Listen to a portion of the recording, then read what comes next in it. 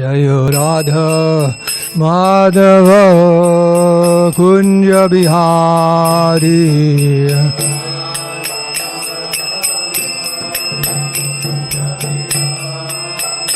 Jaya Radha Madhava Kunja Bihari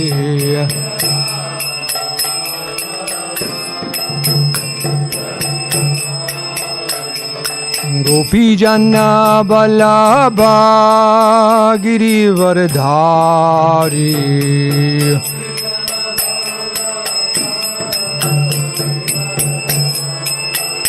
Hey Gopi Jana Vallabha Girivardhari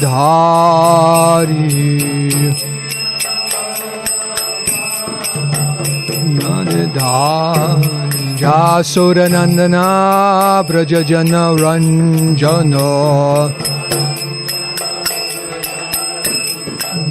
Jasura Nandana Brajajana Ranjana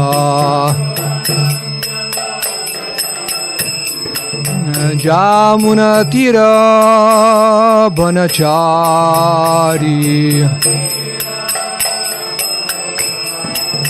Jamuna Tira Vanachari Manajari Jaya Radha Madhava Kunja Vihari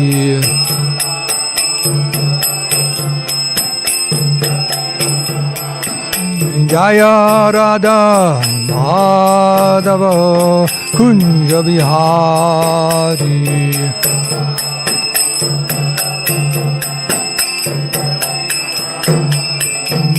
Gopi Janna Vallabha Girivardhari Hey! Gopi Jana Vallabha Girivardhari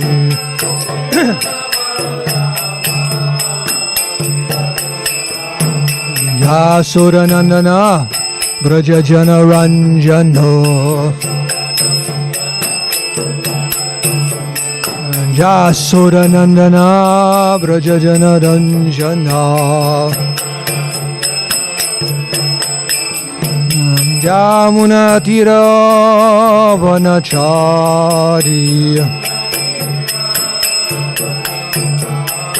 Jamuna Tira Vanachari Jayo Radha Madhava Kunja Vihari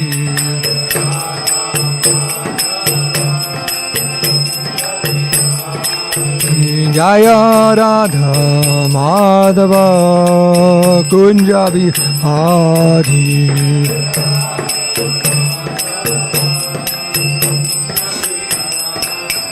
Jaya Radha Madhava Kunja Vihari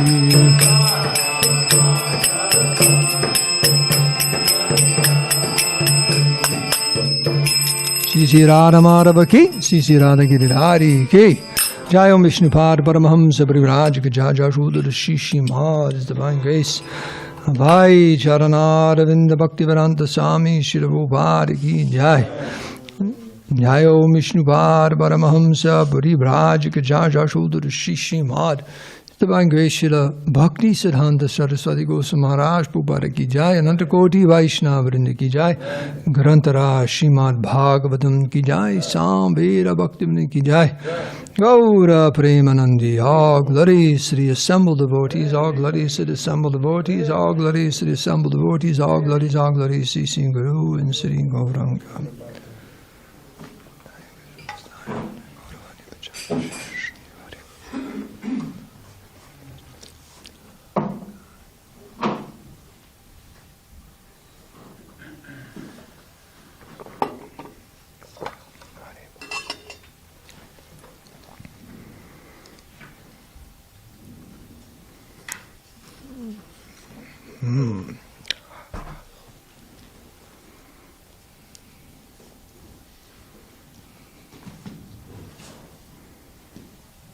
So if we were practicing silent meditation, this would be class.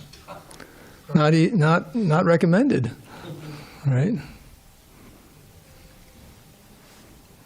So a local Buddhist here, you can ask him. Go to a Buddhist ashram. There's.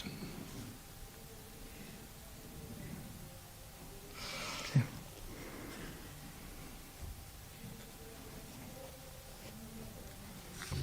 So we're reading this morning the Srimad Bhagavatam. That's the 6th canto, 2nd chapter. We'll do text 24 and 25.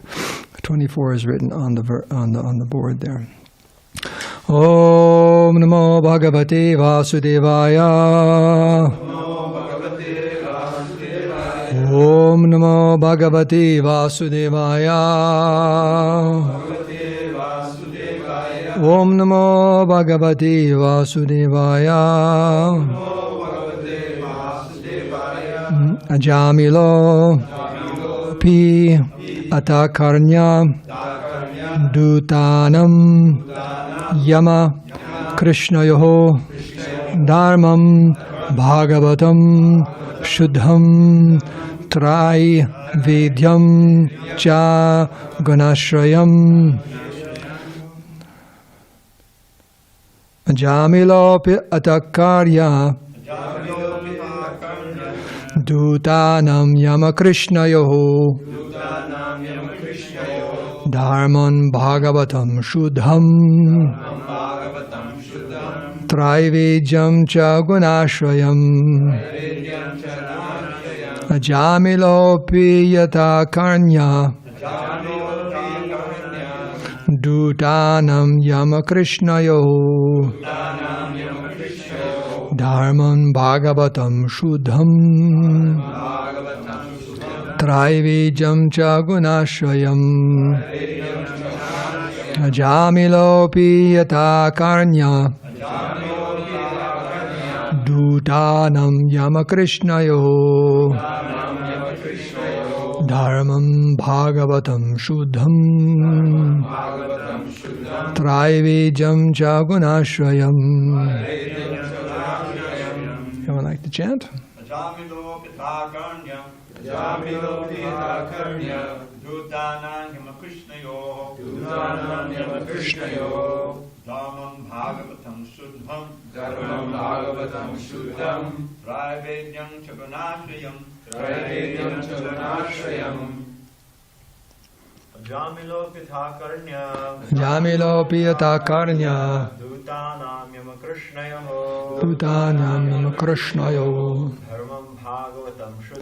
Dharmam Bhagavatam Shuddham Traivedyam Cha Gunashrayam Ajamilo Pitakarnya Dutanam Yama Krishnayoho Dharmam Bhagavatam Shuddham Traivedyam Cha Gunashrayam Ajamilo Pitakarnya Dutanam Yama Krishnayoho Dharmam Bhagavatam Shuddham Traivedyam Cha Gunashrayam Ajamilo Pitakarnya Dutanam Yama Krishnayoho Dharman Bhagavatam Shuddham Traivedyam Cha Gunashrayam. Mani? Bandana, you like to chant? Ajamilo Pitakarnya Dutanam Yama Krishnayoho Dharman Bhagavatam Shuddham Traivedyam Cha Gunashrayam. Okay. Bhakti man Bhagavatat Yashu Mahatmya Shravanadarehe Adutapo Mahan Asit Smarato Shubham Atmanaha. Synonyms: Ajamila, Ajamila, Api, also, Ata, thereafter, Akarnya, hearing, Dutanam, of the order carriers, Yama Krishnayoho, of Yamaraj and Lord Krishna. Dharmam, actual religious principles. Bhagavatam, as described in Srimad Bhagavatam, or concerning the relationship between the living being and the Supreme Personality of Godhead. Shuddham, pure. Traivedyam, mentioned in the three Vedas. Cha, also. Gunashrayam, material religion under the modes of material nature. Bhaktiman, a pure devotee, cleansed of the modes of material nature. Bhagavati, unto the Supreme Personality of Godhead. Ashu, immediately. Mahatmya, glorification of the name, fame, etc. Shravanat, because of hearing.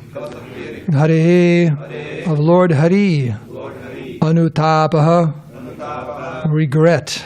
Mahan, very great. Asit, there was. Smarataha, remembering. Ashubham, all the inglorious activities. Atmanaha, done by himself. Translation and purport by Srila Prabhupada. After hearing the discourses between the Yamadutas and the Vishnudutas, Ajamil could understand the religious principles that act under the three modes of material nature. These principles are mentioned in the three Vedas. He could also understand the transcendental religious principles, which are above the modes of material nature and which concern the relationship between the living being and the Supreme Personality of Godhead. Furthermore, Ajamil heard glorification of the name, fame, qualities, and pastimes of the Supreme Personality of Godhead. He thus became a perfectly pure devotee. He could then remember his past sinful activities, which he greatly regretted having performed. Purport. In Bhagavad Gita, 2nd chapter, 45th verse, Lord Krishna told Arjuna, Traigunya Vishaya Veda Nishtraigunya Bhavarjuna Nirdvandva Nichasatvasto Niryogakshema Atmavan. The Vedas mainly deal with the subject of the three modes of material nature. Rise above these modes, O Arjuna, be transcendental to all of them, be free from all dualities and from all anxieties for gain and safety, and be established in the self.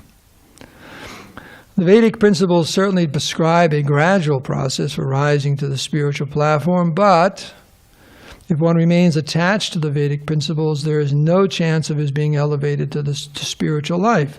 Krishna therefore advised Arjuna to perform devotional service, which is the process of transcendental religion.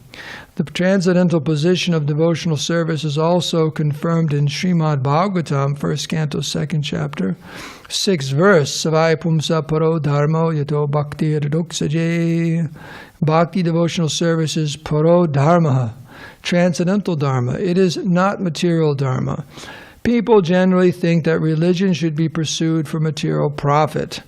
This may be suitable for persons interested in material life, but one who is interested in spiritual life should be attached to parodharma, the religious principles by which one becomes a devotee of the Supreme Lord, yato bhakti radhoksaje. The Bhagavat religion teaches that the Lord and the living entity are eternally related and that the duty of the living entity is to surrender to the Lord. When one is situated on the platform of devotional service, one is freed from impediments and completely satisfied. Haitukiya pratiyata yayatma suprasidati. Having been elevated to that platform, Ajamil began to lament for his past materialistic activities and glorify the name, fame, form, and pastimes of the Supreme Personality of Godhead. Srila Prabhupada ki jai. Om Agyanti Badandasya Gyananjana Salakaya Chakshulun Minitam Dena Taismai Sri Gurve Namaha Sri Chaitanya Manobhistam Stapitam Dena Bhutale Swayam Rupa Kadamayam Dadati Swapadandikam Sri Krishna Chaitanya Prabhu Nityananda Sri Advaita Gadadhara Shivasari Gaura Bhaktivinoda. Hare Krishna, Krishna Krishna, Hare Hare, Hare Rama, Rama Rama, Hare Hare. Vanchakapadurubhascha, Kripa Sindhu Bevacha, Patidanam Bhavani Bhu Vaishnavi Bhu Namo Namaha. All glories to the assembled devotees. By your good wishes and prayers, I'll try to say a few words that are helpful. Tell a story first. That's a good way to start a class. Tell a story, wake everyone up. Okay. It's about the verse the purport Prabhupada's bringing up. We had a Bhakti here many years ago, back in the late 70s, early 80s, an Indian boy, and probably quit college to join. That was a real blast to the family, right? Real blast. But anyways, he was from Pennsylvania, so his family flew out here. Mom and dad and uncle and aunt, and they wanted to save him. They flew here. They flew here, and they wanted to get him out of the temple. And so they had some meetings with Gunagari Maharaj, and I was there also. And I remember out front there on the sidewalk, it was the uncle or so. I mean, they were respectful. But he was saying that, telling me that we don't understand Bhagavad Gita. We don't understand the Bhagavad Gita. We don't understand, like you don't understand Bhagavad Gita. He said, the message of the Bhagavad Gita, he said, it's like concentric circles, okay? Now he said, the most important thing, the message of the Bhagavad Gita is family. One's duty to one's family, okay? And then one has a duty to society, and so on, the devatas, and so on. And then the very, very last thing is Krishna. And therefore, his boy should leave, because he's not performing the most important duties which are described in the Bhagavad Gita. You know, like that. You've got to, all these other things are much, much more important. And we have misunderstood Bhagavad Gita, and because of that misunderstanding, we're disturbing so many families and so on, and we should get it straight. And I asked him, where does it say that in the Bhagavad Gita? He kind of didn't say anything. I haven't seen any verses like that, but that was their understanding. Sincerely, that was his understanding. Somehow or other, that's their understanding. Yes, and there's 17 chapters which completely destroy it. Yeah.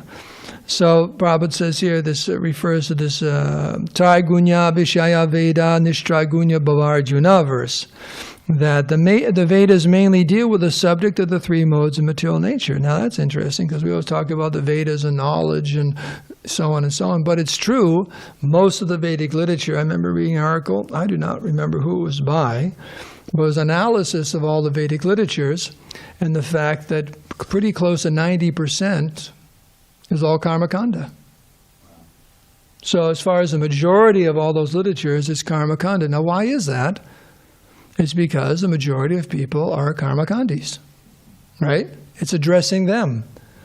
It's for them, because most people are absorbed in the bodily concept of life. So what we preach is start wherever a person's at, and then help them advance. So most of the Vedic literature is understanding that the general mass of people, especially in the age of Kali, they're lucky if they're karmis. Right? Karmis means someone who's engaged in fruitive activities, pious or something like that. Most people in Kali Yuga are what are called vikarmis. What does vikarmi mean? Sinful, like that. Sinful activities. So I actually was recently listening to Prabhupada's classes in the beginning of the second canto, and there's those verses there where he talks about worshiping the demigods for different material benedictions. One can worship, Lord Shiva for wealth and opulence. One can worship Durga, Uma for a husband. One can worship, Indra, very, very powerful. And one can worship Kuvera for wealth and, Dehi, Dehi, Dehi, gimme, gimme, gimme, gimme. In fact, when they do a Durga Puja, they asked me to do a Durga Puja once at someone's house, and I just did regular puja, and they weren't very happy because I didn't know those verses at the end. Dehi, Dehi, gimme this, gimme, gimme, gimme, gimme, gimme, gimme. I didn't know those verses. They all chant at the end. They worship Durga, then it's like, gimme, gimme. They're actually saying, it's Dehi, Dehi, gimme, gimme, gimme. And it's Dehi, Demi, Yasha, Demi, the wealth and women and servants and, college education. They just, whatever you want, you just throw it in there. So I didn't know that. I just told them to chant Hare Krishna at the end. So they didn't like that. Anyways.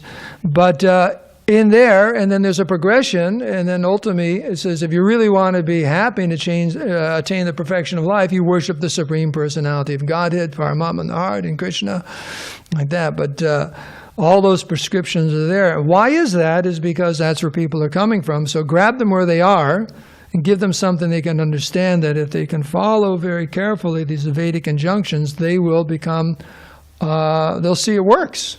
In other words, there's a system out there, and if you can plug into it, you can achieve amazing things, whether it's karma kanda or yoga. Mystic powers. Would you like some mystic powers? Like that? He hasn't, but he will. Oh, okay. It's pretty amazing. You read Ranath Maharaj's book, he was living with these kind of yogis. They're levitating and doing all kinds of things. So it's just, can you imagine that? Like that. So it's there. There, how the material nature is working, how to manipulate it, but for what? Sense gratification. For my own personal sense gratification. Krishna is nowhere in the picture. In fact, the soul pretty much is nowhere in the picture, even though they talk about it. The people had information of that. The most graphic example of that is Hiranyakashipu. After his brother was killed by Lord Varaha, he was at the funeral. There's always eulogies and so on. And he was going on and on and on about you shouldn't lament, we're all eternal spirit souls and, have our karma and this and that. And then at the very end, his last line was... No, I'm saying Hiranyakashipu Gita. I always think I did. Gita. His last line was, and I will cut off the head of Vishnu and drink his blood. So he had no understanding of what was going on. I will cut off the head of Vishnu and drink his blood. So that's a eulogy at a demon's funeral. So no understanding of actually the conclusion. So, but it's true, we agree that all the different Vedas and so on, all the different Yagyas and so on, it's about being happy in this world and elevating oneself, becoming free from bad karma, becoming happy. In other words, they understand the system. The Vikarmis don't understand the system. They're merged in ignorance and passion, and they're always suffering. You know what the word Shudra means? Yeah, always crying. Always lamenting and crying. So people, you see that, the news and people, like that. Have I got a problem? Like that, oy vey, have I got a problem? Like that. So they just always got a problem. Everyone's got a problem, right? This and that and this, and they're always complaining, right? The newspaper, this person, that person, lousy people, and lousy politicians, lousy this, lousy that. Everything's lousy and horrible, right? The Sudras, they just lament, like that. So, but what does Krishna say here? O Arjuna, rise above these modes. Doesn't leave it at that. He says you got to rise above the modes, be transcendental to all of them. Nir dvandva nitya sattvasto nir yoga kshema atmavan. Be free from all dualities and from all anxieties for gain and safety, and be established in the self. So he's moving them up. That's the beginning of the Bhagavad Gita. He's moving them up to the transcendental paro dharma, which Prabhupada's referring to, and discussing in the latter part of the purport, that there is a division there. But one has to be pious and religious in order to understand that. What is that verse? SBNR. What's an SBNR? It's a designation. Hi, I'm an SBNR. It's very popular these days. I'm an SBNR. Spiritual but not religious. Right? You probably sell a lot of T-shirts with that on it. SBNR. It's the real catchy phrase. Now, I'm spiritual, but I'm not religious. Well, that's ridiculous. You have to be religious. You have to be pious. Otherwise, you won't understand anything spiritual. Why is that? Shuddham, it says here. You have to be purified. You have to come to the mode of goodness, sattva gun. And that's what all the different Vedic injunctions are there, to bring you gradually to the platform of goodness. And that's why Krishna says here, rise above these modes of material nature, even above goodness. So for goodness sake, we at least can get out of ignorance and passion. So that's there. And the Bhagavatam is defining what the Paro Dharma, the supreme religious principle is, and that's Bhakti Hoksaje, devotional service to the Supreme Personality of Godhead. So, Ajamil, he's there, and he just he could have brushed this all off like a bad dream. Did that really happen? Because he wakes up and no one's there. No one's there. They're all gone. But he realized it really did happen. It happened. And he heard the whole conversation, and it moved him so much, Prabhupada says he became a pure devotee. And in other words, in his heart, the pure desire to finish up his Krishna consciousness was there. And then he realized, oh my goodness, I'm in a lot of trouble. All the things I did, I shouldn't have done. My past sinful activities. I need to become purified of all the reactions to these things, and then go back home, back to Godhead. So there was an awakening for him. And he understood the difference. He understood the difference, which most people do not understand.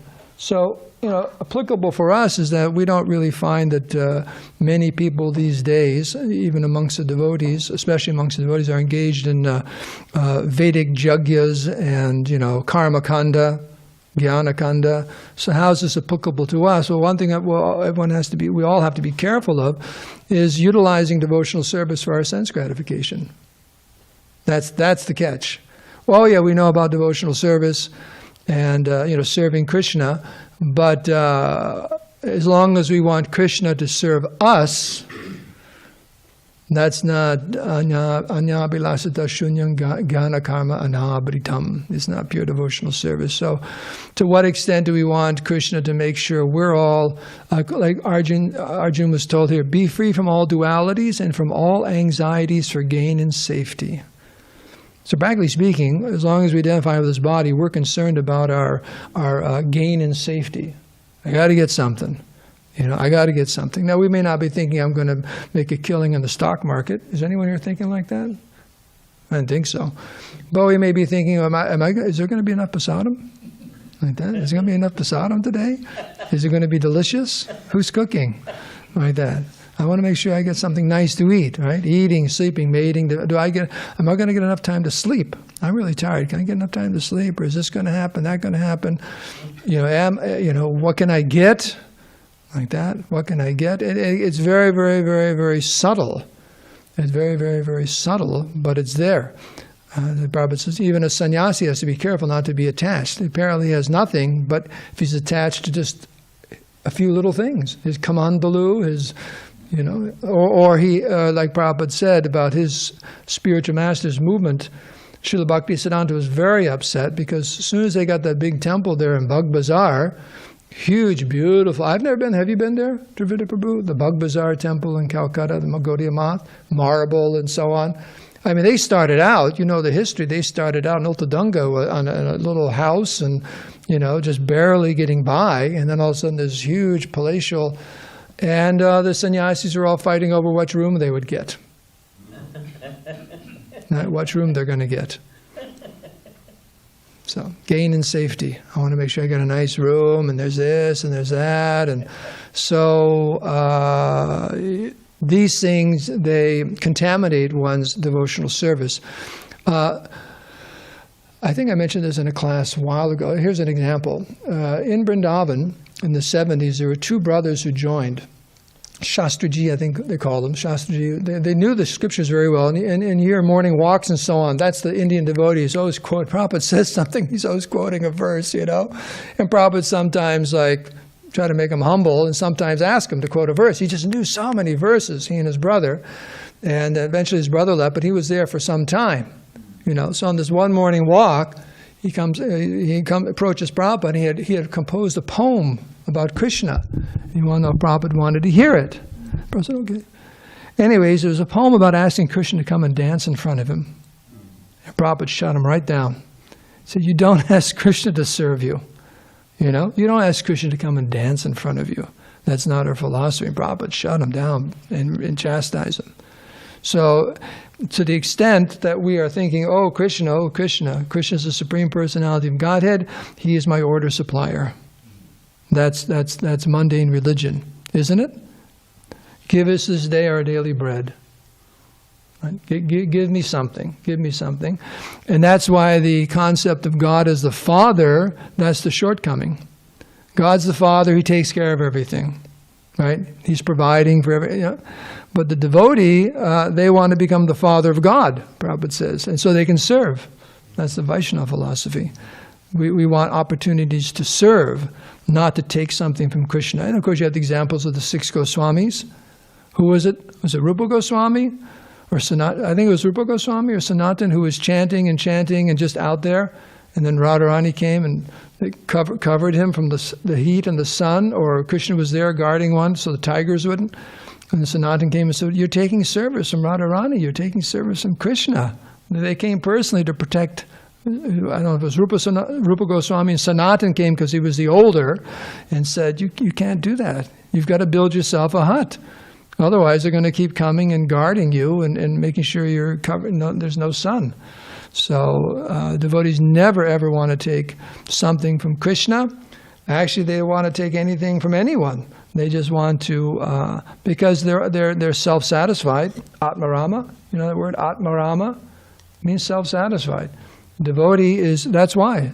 When you become Atmarama, you don't want anything except an opportunity to serve. You don't see the meditation when we glance around this world is what is there for me to enjoy. Right? That's it. What is there for me to enjoy? Like that. We look around. This person is a friend. This person is not a friend. This person has some money. This person has no money. You know, just different, whatever may. This food looks good, this food doesn't look. We're just always calculating, but the devotee is Atmarama, those things just doesn't enter, the consciousness isn't there. It's not there, just looking for opportunities to serve. I asked Vaisheshika Prabhu once, last year I saw him at a wedding, and I asked him, I said, can you tell me 3 things, very important things you meditate on every single day? And one of the things he said is you always meditate that everything you see in this material world is meant for the service of the Lord. Every single thing you see is meant for the service of the Lord. Wow, that would solve a lot of problems, wouldn't it? Individually and collectively. Everything, you know, Ishavashamidam sarvam, everything in this material world is owned and controlled by the Lord. But we don't see it like that. We think, oh, everything in this world, maybe I could enjoy it, right? Or at least some of it, like that. So that's the difference between material religion and spiritual religion, if you like. The material religion, the Vedas are saying, yes, go ahead, enjoy, but do it like this, so you don't get in trouble. So at least you start moving up, right? Go ahead, yes, but do it this way. Prabhupada gives an example of a liquor house has a license. Now, what does that mean? The government wants free liquor for everyone? It's restricted. It's restricted. Okay, you want a drink, but you know, there's a license. Everyone can't be making moonshine. Are you from a family who used to make moonshine? How far back in the woods did you live? I just want to know. Sometimes he talks like he's from way out, you know. Did you know anyone who made moonshine? No, okay, I didn't know. Like that. So, you know what moonshine is? Does anyone know what moonshine is? People make their own alcohol, you know, whatever. So you can't do that. They want to restrict it. So you just can't. Like that. And that's why in the Vedas also, there's certain ceremonies. If you do this, then you can eat a little bit of meat. There's certain ceremonies, then you can drink something. Because the propensity is always there, but you got to regulate it. So sooner or later people realize it's not worth it. Just like the meat eating, there's a verse that you kill the goat on the Amavasya, the new moon day, and the mantra you whisper in its ear is, I'm killing you now, and in your next life you're going to kill me. Well, wait a second. After chanting that verse enough, you're going to think, my God, how many lives am I lining up to be killed by goats? You know, I better stop all of this, right? So the Vedas have, there's a gradual progression of gradually giving up this idea of being the enjoyer in the material world. But that's mundane religion. Everyone's thinking like that. Everyone's thinking like that. And then also, I leave this world and I go to heaven. And heaven is like heaven, right? There's so much sense gratification there, right? Long time, so much sense gratification. Same thing. God, bring me to heaven. I'm going to have a fantastic time, right? That's their idea. No association with the Supreme Personality of Godhead. Just like an endless stream of enjoyment, like that. That's it. And as far as piety, you thank God. Oh man, thank you for all this sense gratification. The example given there is just like if you have a big burden. You know the story about the woman in the wood? Yeah. Well, okay. Do you want me to tell it? I'll end with a story. Okay? Burden. Okay, Prabhupada tells a story. It's a story. So this elderly woman, she, for her livelihood, she's collecting firewood, pieces of wood and so on, in the forest and so on. So she's, collect a big bundle. She puts it on her head, walks back into the village, and sells it. So this one day, she's got this big, and she's elderly, she's got this big bundle of wood on her head, and all of a sudden, something happens. She stubs her toe, and it falls. It's all tied up. It falls. She goes, oh, I am so tired. It's so late. How am I going to get back? It's going to get dark, and it's dangerous. It's not like the street lights back then or anything like that. She goes, oh, Krishna, help me. And Krishna appeared to her, right in front of her. Said, yes. She goes, Krishna, oh, I'm so glad you're here. I'm so glad. Could you help me with that bundle of wood? Put it on my head so I could get back to the village and sell it? Krishna says, that's all you want?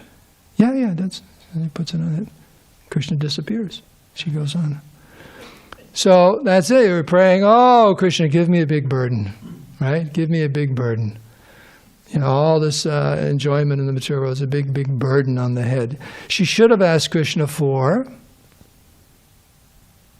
Pure love. That was what you were thinking? Pure love? Right, okay. Pure love. Freedom from the whole thing. There's another story about the demigods in 8th canto of the Bhagavatam, real quick. Same thing happened. When the war was going on, Bali Maharaj, and they took over and so on, and they're praying to Lord Vishnu to come and solve the problem before he appeared as Vamanadev. And so Vishnu appears on Garuda. He comes down, all the demigods are there, and Lord Vishnu says, I'll take care of it. Don't worry about it. You're my devotees. I'll take care of it. I will appear, and so on. He said, but since I'm here, would anyone like to come back to the spiritual world right now?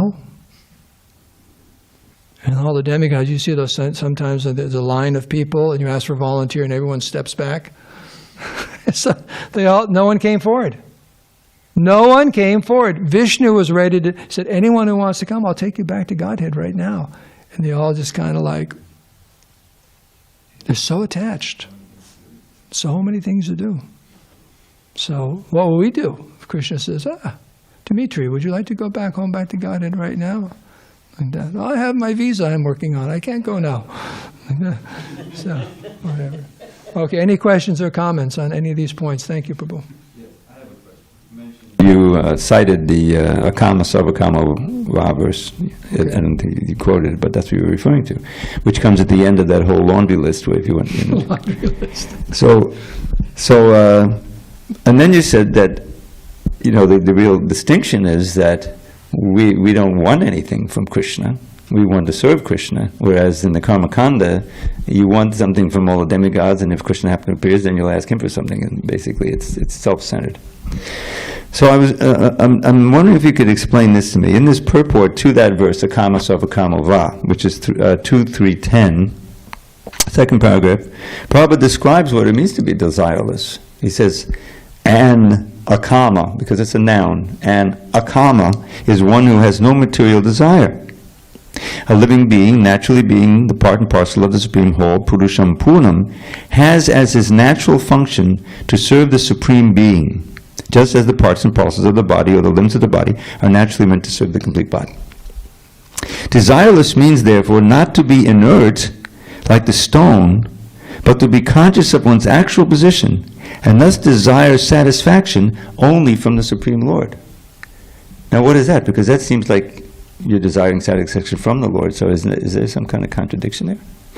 I would say it's an understanding about the principle we were just discussing. One knows that my real happiness will be when I finally realize I'm an eternal servant of Krishna. That's my position. Yeah. In other words, a jiva is not squeamish about happiness. It's our nature. We're all ananda, you know. But where are you going to get it? Only when we have pure consciousness. Our satisfaction will come when we fully realize that and surrender to Krishna. And I think that's the understanding that, you know, devotees have had when they read this. But that's not what Prabhupada wrote. That's what we've had. I'm sorry, it's a trick question. What Prabhupada actually typed himself, there's no question of any, you know, this is type second canto. And it was misedited, misretyped, I can give you. What Prabhupada said here is, desireless means therefore not to be inert like the stone, but to be conscious of one's actual position, and thus desire only the satisfaction of the Supreme Lord. Right. In other words, that's pure devotion. Yes. So but I think that you're right. You can understand it in this way, and therefore no one noticed it. But Prabhupada's words are more direct. It's it's 180 degrees. Yes. Only desire the satisfaction of the Lord. That take your place. He quotes this wonderful little line from Jiva Goswami. If you'll forgive me, Jiva Goswami has defined desirelessness as bhajaniya padama purusha sukamato sukritvam. This means that one should feel happy only by experiencing the happiness of the Supreme Lord. That's Anyabhilasha Darshan. Yeah. And you can't make a mental adjustment to this. It's a matter of purification of the heart. What was the end of the story there? Which story? So you began the class with that boy. Nilesh stayed. Actually, he was kidnapped. And Gunagram, that's the famous story about Gunagram Maharaj and Yudhisthira and so on going to Philadelphia and getting him back. I won't talk about that online. But it was a very exciting story. One of these days, someone should tell it to you. But very sweet boy. And he's a devotee now. It's very interesting. Some of these devotees, like we had this Giri Yadava, another Indian, he came from UCSD, and his father stood right out there, and he grabbed his Brahmin thread, and he told me he was going to break his Brahmin thread and curse us all, and he took his pipe out of his mouth before he said that, you know. But you know, Giri Yadava moved a wonderful devotee in Atlanta, and both his parents became devotees in the Atlanta temple. This back in the 80s and 90s. By preaching, you know, so wonderful devotee. So just give it some time. His mom and dad, they actually moved in the temple, became devotees. What it sounds like is that they read the first chapter, and they said, "Oh, this is the most important chapter. This is what the whole thing is about." Right. Arjuna's argument for you know family considerations. If I fight, then the women will become unprotected. You know, the whole thing was family, and then they didn't get to the part that says "Shochanam b'shochastram." You fool! You know, you consider it. You know, you're on the bodily concept. You know. Yeah. So, it's anyone else? I have a comment and question, if I may. Go ahead. Kṛṣṇa Dharmasetu, thank you for your wonderful class. From John Ramananda to the story, it's like a record vector. Thank you. The devotee you mentioned, I was the first one to go on traveling sacrifice with him, and because of his background, Krishna performed some very interesting miracles for us. I saw him wide-eyed a couple of times. It was a very nectar experience. I had one comment and a question. My comment is about the prayer that Jesus taught to his disciples. It's been mistranslated as "give us this day our daily bread" in English, but it's actually not a prayer for bread. It's a prayer for spiritual strength and sustenance. I think most Christians today don't understand that, and they actually think it's a prayer for bread, a material prayer, but it's not. Jesus was a Vaishnava, and he didn't teach his disciples to pray for bread, so there's that.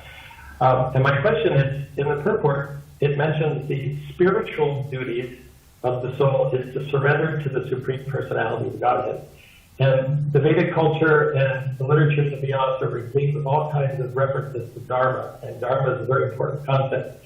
And therefore, the very surprising verse in the Bhagavad Gita at the conclusion where Krishna says to abandon all varieties of religion, Sarva Dharman Parityaja, But yet there still is a duty for the spirit soul to surrender to the personality of Godhead, which is an intriguing concept. And I just would love to hear you say something about the duty of the soul. The duty of the soul? That's a whole other class. Well, for us, that means engaging the 9 processes of devotional service. And Dravida Prabhu just read exactly what Prabhupada said it was in that purport. We're eternal servants of the Lord and serving the Lord. And many, we have our rasas with the Lord. And until that's realized, it's serving our spiritual master and serving the mission of the Lord. So many different ways that one can hook into, or put oneself into the spiritual energy, the Daivi Prakriti, right now, right at this moment. By engaging in devotional service, the soul can actually gradually be transported or reinstated in its natural position. Just like a person who's diseased, gradually they're getting better, gradually. But as long as they are taking the medicine, as long as the dirty person's in the shower, they're gradually coming to their natural position, like that. But I think we need to end here, unless anyone has a burning question. Like if you don't ask this question,